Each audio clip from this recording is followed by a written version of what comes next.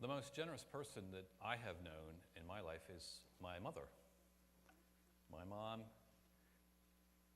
grew up in an unhappy household. Her parents had two kids, her and my aunt, but they didn't seem to want to be parents, so there wasn't a lot of love there. And so from an early age, my mom began to desire to have a family of her own. And one of the things my mom always wanted was to have children and have a family. And along came the four of us, and boy, was she blessed. And because my mom was so grateful that God heard her prayer and gave her what she had desired, the desire of her heart, my mom was just such a good giver, giving of herself over and over and over. And I think back, sometimes I don't think we realize until we have a family what our parents have done for us. And my mom, did all the wash. Back when we didn't have a dryer, you hung the clothes out on the clothesline. What's that? Yeah. And we didn't have a dishwasher, so you wash dishes by hand until the kids got old enough to do that.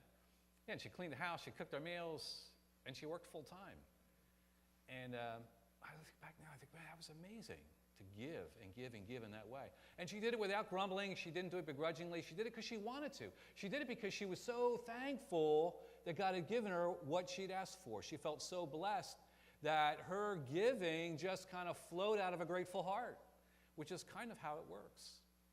And listening to Zach Ertz on that video testimony, although he doesn't get all excited when he talks, I think you could hear the gratitude that he had, that God had blessed him with faith and that he'd come to know Jesus through other players on the team, and that his heart's just kind of opened up now, surely wanting to be a generous person.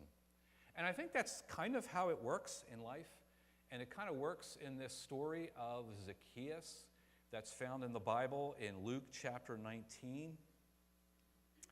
Do you remember the story of Zacchaeus through the little song that you might have been taught when you were young? Can you sing it? Zacchaeus was a wee little man. Was he? He climbed up in a sycamore tree. The Lord he wanted to see.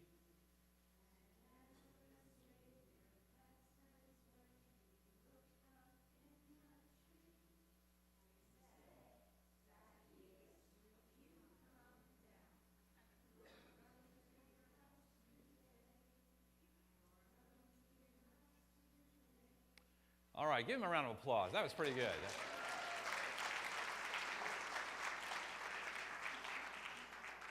And we didn't rehearse that. I don't know, we may have a lot of choir members sitting back there that carried that. I don't know, but that was good. So I guess I don't have to read the story now. You heard it. But yeah, Zacchaeus was a wee little man, and he wanted to see Jesus, but because he was vertically challenged, he had to climb a tree in order to see over the crowd to see Jesus coming. The story is about a life change. When you're so blessed, you're so grateful for what you've received, it just makes you want to open your heart and say thank you by sharing. Your gratitude kind of spills over. So let me read that story in case you couldn't hear them totally back there. Luke 19. Jesus entered Jericho and was passing through. A man was there by the name of Zacchaeus. He was a chief tax collector and was wealthy. And the two kind of go together. Chief tax collector, which meant nobody liked him.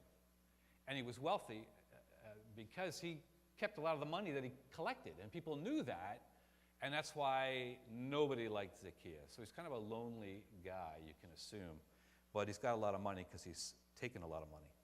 He wanted to see who Jesus was, but because he was short, he could not see over the crowd. So he ran ahead and climbed a sycamore fig tree to see him, since Jesus was coming that way. When Jesus reached the spot, he looked up and said to him, "Zacchaeus, come down immediately. I must stay at your house today." So he came down at once and welcomed him gladly. All the people saw this and began to mutter, "He's gone to be the guest of a sinner." But Zacchaeus stood up and said to the Lord, "Look, Lord, Here and now I give half of my possessions to the poor. And if I've cheated anybody out of anything, I will pay back 4 times the amount. Jesus said to him, today salvation has come to this house, because this man too is a son of Abraham. For the Son of Man came to seek and save the lost. So, you get the picture. Zacchaeus, this is a short person who's kind of got a lonely existence. Nobody likes him. One of those people, when he comes down the street, everybody's like, ugh, it's Zacchaeus. And they kind of cross over to the other side of the street. Because his God was his money. And then Jesus came into his life. And he wanted to see Jesus so bad that he was willing to embarrass himself and climb a tree. So he must have known that there was something missing in his life. And so when Jesus, in his divine way, knew who Zacchaeus was and what he needed, he decided to go to Zacchaeus' house and have dinner with him. Surely things happened while they were having dinner. It's not all recorded in the Bible, but one can assume that during the meal they were talking and engaging, and Jesus was sharing the word of life with him. And he was telling Zacchaeus that there's more to life than money. And Zacchaeus got it. And he surely felt Jesus' love for him. A love that he hadn't felt anywhere else because he wasn't getting it in his community. And all of a sudden something happened. A switch flipped in him. And because he felt so blessed with this gift, love just spilled out of him. He stands up and he says, look, if I'm going to give half of everything I got to the poor. And if I've done anybody wrong, which was probably just about everybody in the community, I'll give them back 4 times. And he was trading gods, letting go of money and hanging on to Jesus. That was the impact that Jesus had on his life in that encounter. He comes for dinner and nothing is ever the same again. And that is what John Wesley, founder of the United Methodist Church, wanted to happen for all of us. Life change. And so Wesley developed these 3 rules that I've been looking at over these last few weeks. This message is 3rd in a series of 3 messages. John Wesley's 3 rules for managing money. His first rule was, earn all you can. The second rule was, save all you can. And now we're at the 3rd and last rule, give all you can. Give all you can. And how can that happen? Give all you can. It doesn't say give away everything. It says give all you can. Wesley wants to say, if Jesus really gets a hold of you, then you're a different person. And your values shift. And your priorities shift. And if you're really, really grateful for what God's brought into your life, then it's going to spill over.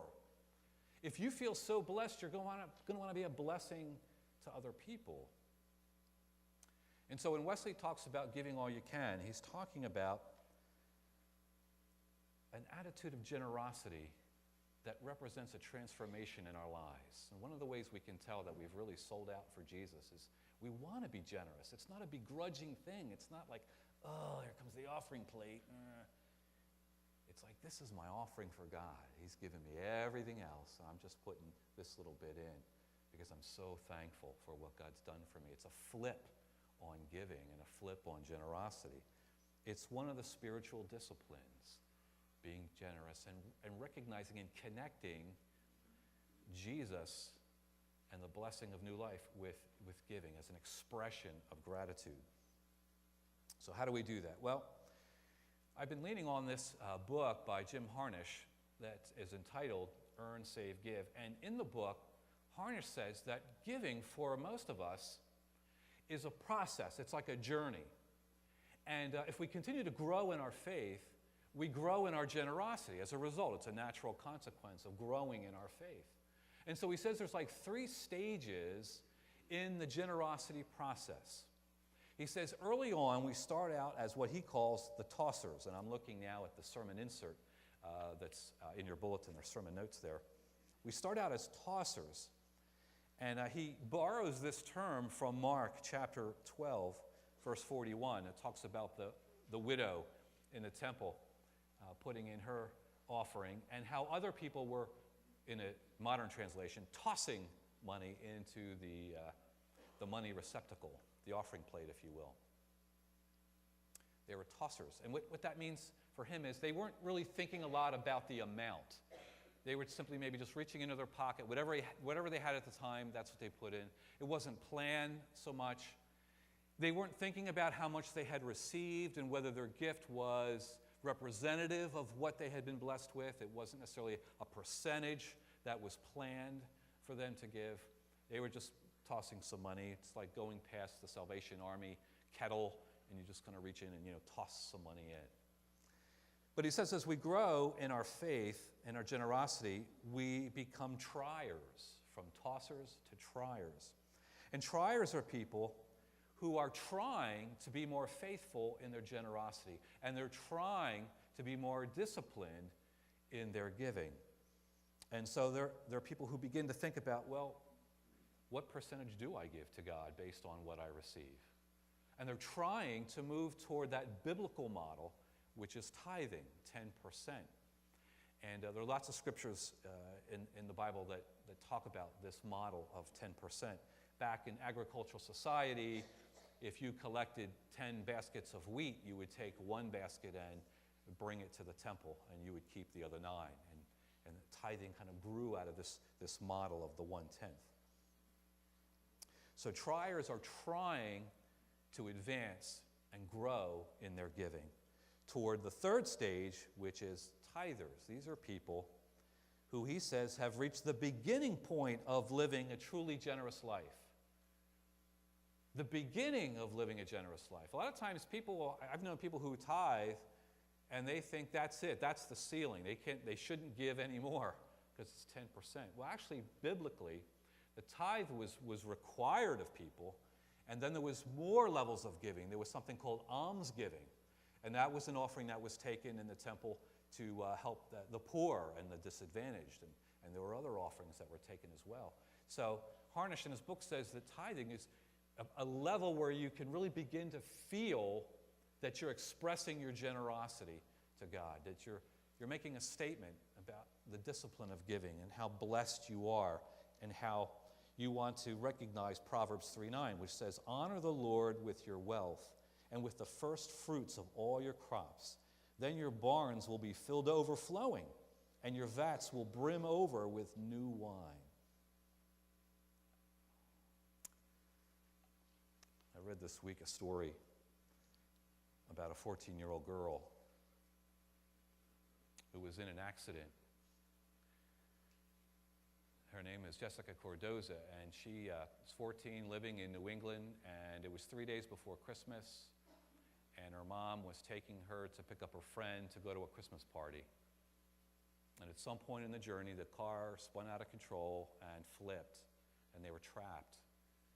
And it just so happened that an off-duty firefighter came along, and he came over to the car, and the account says that as this man, whose name was Frank Cruz, was standing there talking gently to this 14-year-old Jessica, the gasoline was pouring out of the car around his feet. But he was trying to reassure her and comfort her and reach out to her with gentleness. And as it turned out, he rode with her in the ambulance and even helped set up her IV. She was eventually airlifted to General Hospital of Boston and was in the hospital for 3 weeks recovering from her injuries.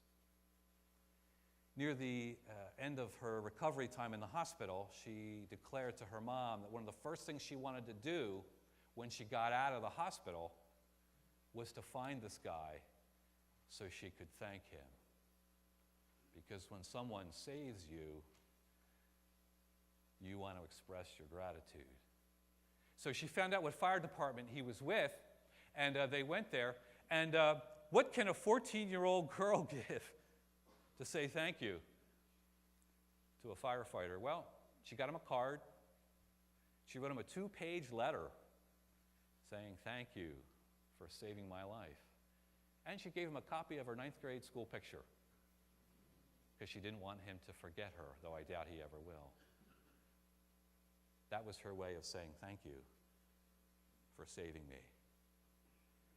Jesus has come to save us, not from a burning car, so much as saving us from sin and hopelessness and despair.